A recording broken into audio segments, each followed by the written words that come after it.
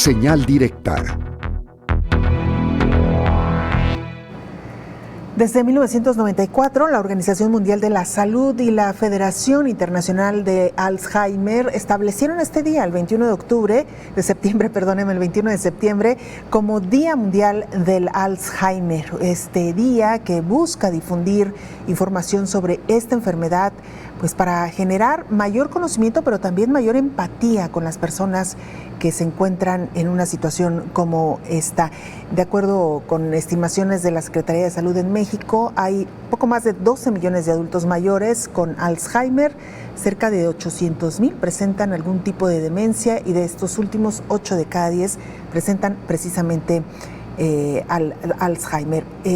Corrijo, son 12 millones de adultos mayores, de los cuales 800 presentan algún tipo de demencia y 8 de cada 10 presentan Alzheimer. Vamos precisamente para hablar de este tema a saludar al doctor Víctor Sánchez, coordinador del doctorado en biociencia del Centro Universitario de Los Altos. ¿Cómo está, doctor? Muy buenas noches.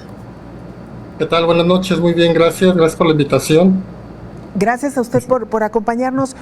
Doctor, me gustaría iniciar esta charla explicándole a la audiencia qué entendemos exactamente por la enfermedad del Alzheimer, porque entiendo también que tiene sintomatología que pudiera confundirse con algunos otros padecimientos. Sí, como para llegar al diagnóstico de la enfermedad de Alzheimer, primero tendremos que identificar un cuadro de demencia. Y esto implica un deterioro cognitivo que lleva o que se caracteriza por una pérdida de la memoria, una alteración en el lenguaje, una alteración en las habilidades motoras, una alteración en el reconocimiento de los objetos y en la planificación de actividades. Como este es un cuadro amplio del cual pueden surgir o pueden derivarse varios tipos de enfermedades, pues tenemos que ir descartando algunas otras que pudieran llegar a confundirse, ¿no?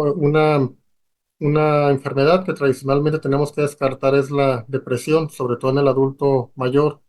Los cuadros de déficit de atención también tendrían que descartarse, porque a veces las personas dicen es que tengo un problema de memoria, pero en realidad es un problema de atención, el que tiene tantas actividades, no se acuerda de una de ellas por estar enfocándose más en otras y supone que tiene problema de memoria, ¿no? La deficiencia de vitamina B o alteraciones de la hormona tiroidea también pueden llevar a cuadros que puedan confundirse con una enfermedad de Alzheimer. Generalmente cuando evaluamos a las personas con una sospecha de enfermedad de Alzheimer, pues tenemos que estar analizando, ¿verdad? Si no hay alguna de todas estas condiciones y obviamente descartarlas para eventualmente enfocarnos a lo que es el cuadro propio de la enfermedad y eventualmente diagnosticar una enfermedad de Alzheimer en el paciente. Doctor, entendemos también que esta enfermedad se creía propia de los adultos mayores, sin embargo, parece ser que cada vez hay casos en personas más jóvenes. Sí, sí, así es. Generalmente cuando nos llega a la mente la palabra o cuando escuchamos, perdón, la palabra Alzheimer, nos llega a la mente el cuadro de una persona que es un adulto mayor, una persona mayor de 65 años de edad. Y si bien sigue siendo la mayoría de las causas de la enfermedad de Alzheimer, dependiendo de las estadísticas, se habla de hasta el 85% de los pacientes son adultos mayores, en otras habla de hasta un 65% de los pacientes son adultos mayores. Esto sí nos dice que entre un 15 a un 25% de los pacientes diagnosticados con la enfermedad de Alzheimer son de inicio temprano. Los pacientes de inicio temprano son aquellos que tienen menos de 65 años de edad y dependiendo de las causas en las que la gran mayoría de las veces la causa de una enfermedad de origen o de inicio temprano es de origen genético o hereditario, el cuadro o la enfermedad aparece entre los 45 y 55 años de edad. Y conforme se ha ido generando más conocimiento de que existen estas variantes de la enfermedad, pues también se genera una mayor búsqueda dirigida a este tipo de cuadros y eso también ha favorecido el que pueda haber un mayor registro de estos casos, ¿no? Siguen siendo una proporción menor, pero de nuevo, dependiendo de las estadísticas, hablamos de un 15 o un 25% del total de las personas con Alzheimer son de inicio temprano. Doctor Víctor Sánchez, lo saluda Víctor Magaña. Hay una investigación que usted encabezó también, donde habla de una mutación en el gen del Alzheimer que se está dando en los Altos de Jalisco, justamente como usted lo acaba de señalar, con familiares de inicio temprano, y si bien también aclaran que no es exclusiva de la región, porque pues por el tema de la migración también se encuentra en otros países como en Estados Unidos. Sí me gustaría que nos platicara un poquito justamente sobre esta mutación y a qué conclusiones han llegado, por qué creen que se está dando justamente en esta región. Sí, es una buena pregunta, ¿no? De dónde surge esta mutación? ¿Es exclusiva de la región de los Altos? ¿Proviene de algún otro estado o de algún otro país? Pero bueno, esta enfermedad que tenemos con alta prevalencia en la región de los Altos se debe a una mutación en un gen que produce una proteína encargada de darle un corte normal, es como si podáramos un árbol, a una proteína que se encuentra en las neuronas. Cuando está la mutación, los cortes que debería ser de manera regular esta proteína ya no son regulares, son un poquito anormales y genera fragmentos de distinto tamaño, algunos de los cuales tienden a acumularse en las neuronas y generar placas. Estas placas son las que eventualmente generan un daño y las neuronas se mueren y empieza la enfermedad, ¿no? Este gen se conoce como el gen de la presenilina 1, se identificó hace como unos 35 años aproximadamente, y se han encontrado muchas mutaciones. Las dos poblaciones más grandes a nivel mundial que se conocen hasta el momento es una población colombiana y la población que identificamos con la de los Altos de Jalisco, ¿no?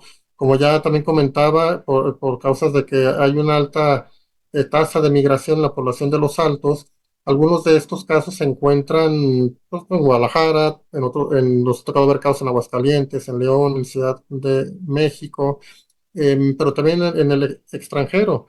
Es muy común que en las familias que analizamos en la región de los Altos hay como mínimo un integrante, o sea, prácticamente siempre un integrante de una familia que vive en Estados Unidos, y eso pues nos obliga a rastrearlos también allá, ¿no? Muchos de ellos están en California, pero no todos, ¿verdad? Y esto nos ha llevado a establecer algunos contactos con grupos de trabajo en esos estados, ¿no?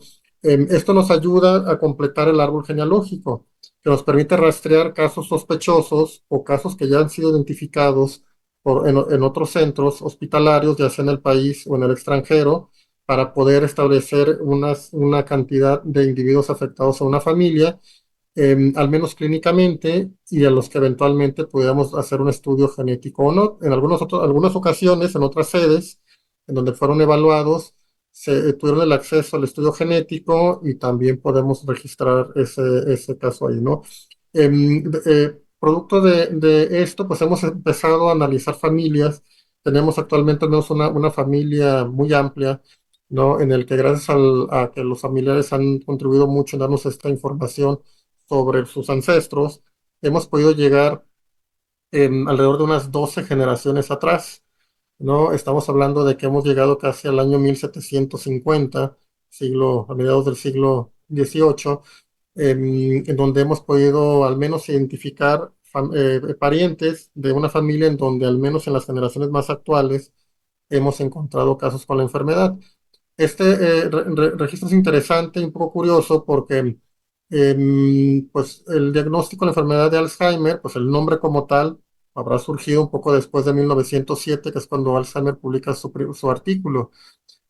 Haciendo el análisis también aquí en los registros en el país, se tiene identificado que el registro más temprano o el inicial que se hizo de un puesto con Alzheimer fue en la Ciudad de México alrededor al inicio de los 80, de 1980. Entonces, antes de eso, no, pues no encontramos en las actas de defunción que se hiciera referencia a la enfermedad de Alzheimer. Antes del siglo XX, antes de que Alzheimer publicara su artículo, pues obviamente con menor razón, pues conforme vamos remando hacia atrás en las generaciones, pues vamos encontrando cuadros que no hacen una descripción como tal ni de Alzheimer, ni de demencia o cuadro neurológico.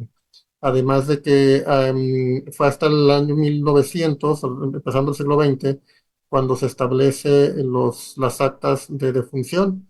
Entonces, también antes de eso, no tenemos actas de defunción, tenemos que ir a archivos parroquiales y cotejar bien la información para asegurarnos de que esa información corresponde al de la persona que estamos buscando y empezamos a encontrar diagnósticos que no son propiamente médicos, pero que sí, cuando hacen referencia a algún cuadro cognitivo, alguna amnesia, por ejemplo, o un cuadro conductual, hemos encontrado incluso la descripción de locura, que eran palabras muy de aquel entonces, pues al menos hacemos una correlación. Aquí había una afectación cognitiva, psiquiátrica, había una de tipo neurológica, no sé qué decían, que estaban tullidos, que también era una palabra común, que estaban con una cierta espasticidad.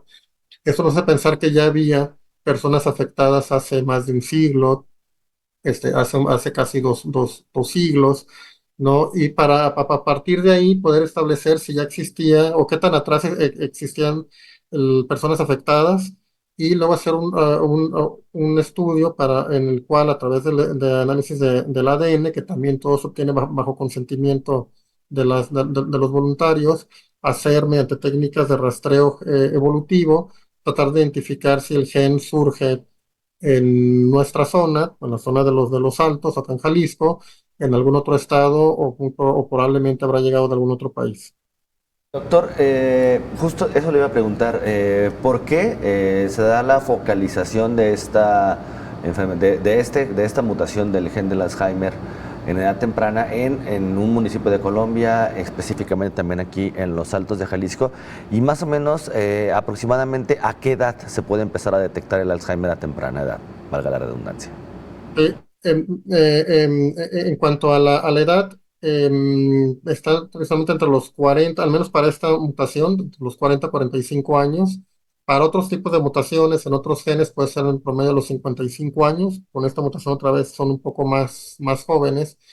Y al menos en el caso de Colombia y un tanto cuanto también en la región de los Altos, pero sobre todo en Colombia está en una zona muy aislada, entonces había mucha consanguinidad.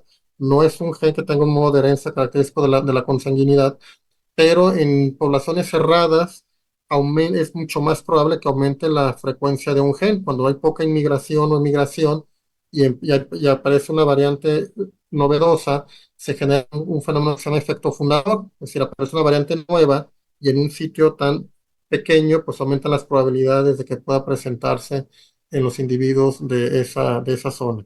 ¿No? Eso es lo que ha ocurrido en Colombia.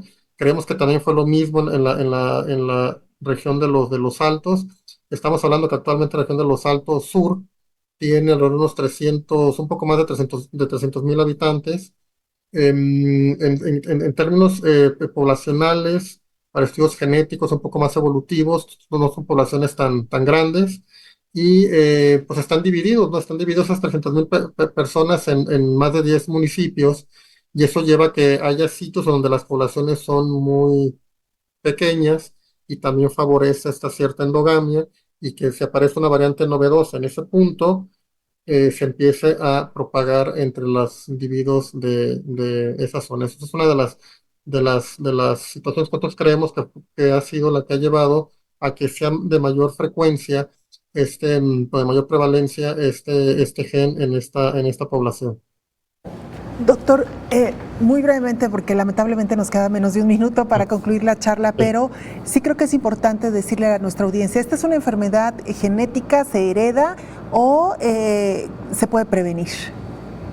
En breve, esta variante es hereditaria y al ser hereditaria y genética como tal, no hay es una causa que no es modificable.